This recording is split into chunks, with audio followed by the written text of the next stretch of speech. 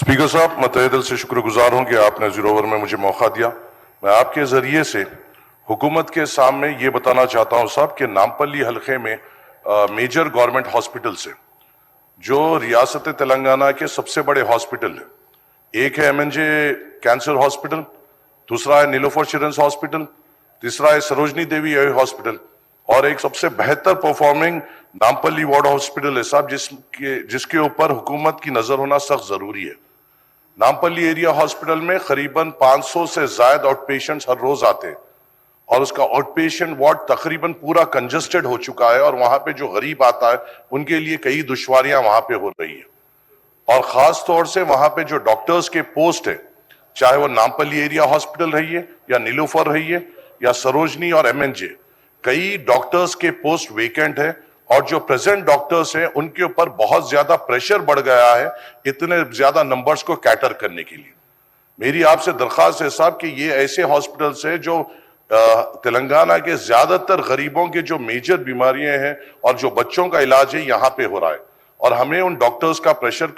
कम करना है और वहां के गरीबों के साथ ठहरना है। मेरी आपसे अदबन गुजारिश ये है साहब कि इंचार्ज मिनिस्टर साहब के साथ, हेल्थ मिनिस्टर साहब के साथ एक रिव्यू मीटिंग इन हॉस्पिटल्स के लिए रखी जाए। वहां पर साहब एक ICU भी होना बेइंतहा जरूरी है नामपल्ली एरिया हॉस्पिटल में। अगर कोई सीरियस कोई पेशेंट या खवातीन वहां पे आ रहे हैं तो उनको फौरी तौर पर उस हालत में वहां से उस्मानिया भेजा जा रहा है जो उन गरीब औरतों के लिए बड़ी दुश्वारी हो रही है और आप और हम यहाँ पे इसलिए है कि इनको सहूलत दे सके। उनकी सहूलत इसमें है साहब कि हम वहां पे फौरी तौर पे एक ICU बनाए। उसी के साथ साथ नीलोफर चिल्ड्रंस हॉस्पिटल जो हिंदुस्तान का सबसे बड़ा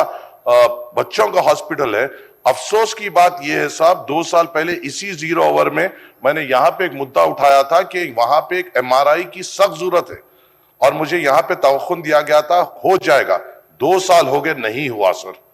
बच्चों को, छोटे बच्चों को MNJ कैंसर हॉस्पिटल में जाकर MRI कराना पड़ रहा है। हमें इमीडिएट तौर पर नीलोफर चिल्ड्रंस हॉस्पिटल में MRI लाना पड़ेगा। इसके साथ बस एक छोटी एक हट के बाद सब, यहां मेरे नामपल्ली हलके में एक वोकेशनल जूनियर कॉलेज जो बाजार घाट में है सर, ये चीफ मिनिस्टर साहब के अंडर में आता है एजुकेशन डिपार्टमेंट। पिछली बार बारिशों में हर एक मीडिया ने रिपोर्ट किया है कि ये पर्टिकुलर कॉलेज पूरा डिलैबरेट कंडीशन में है और यहाँ पे जो बच्चे पढ़ रहे हैं इनकी जिंदगियों को खतरा है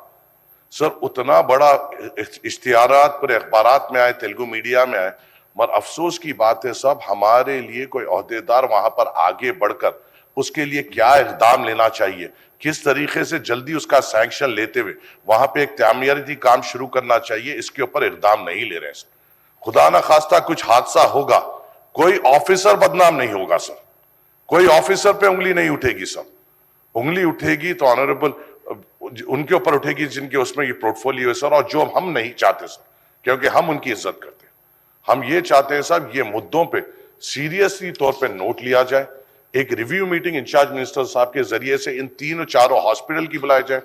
वोकेशनल जूनियर कॉलेज को इमीडिएट सीरियस तौर पे लेते हुए वहां की जो सैंक्शन अमाउंट, मेरे हिसाब से साहब डिप्टी चीफ मिनिस्टर साहब के पास 2 बार वो फाइल आई वोकेशनल जूनियर कॉलेज की, अगर उसकी मंजूरी मिलती है तो अपने गरीब बच्चे जो माशी तौर पे कमजोर है,